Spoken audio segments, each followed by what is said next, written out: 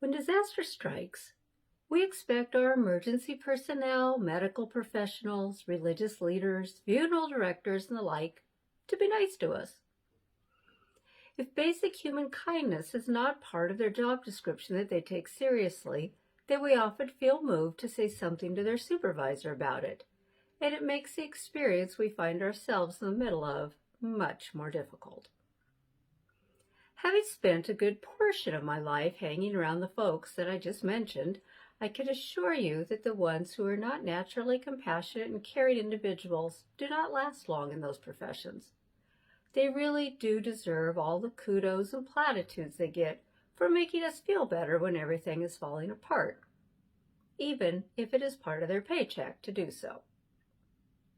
The people I want to celebrate today are the ones who step up to the plate with no training, at a moment's notice, with such endearing, spur-of-the-moment, from-the-heart grace and compassion when facing someone with loss. After all my years in the end-of-life business, I have recently met several of these lovely individuals. I spoke with a couple of my chaplain friends about them, and they appear to be a bit of a surprise to everyone. I'm speaking of the people who are going about their day at the local cell phone company, the bank or credit union, the apartment building front desk, the post office, etc., with no warning, and I often suspect no training. They are approached by people who need to close accounts because someone has passed away.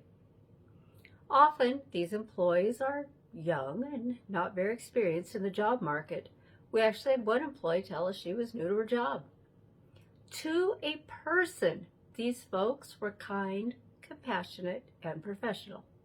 To a person, they took care of the matter at hand and were delightful to work with.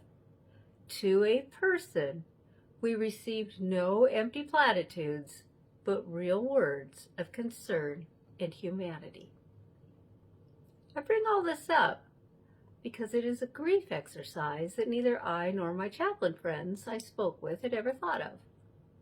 Not only is it a necessary part of the journey to take care of these details, but in doing them you will find a great deal of comfort in feeling the genuine comfort and compassion of complete strangers who are there to take care of your issue, but not to take care of you.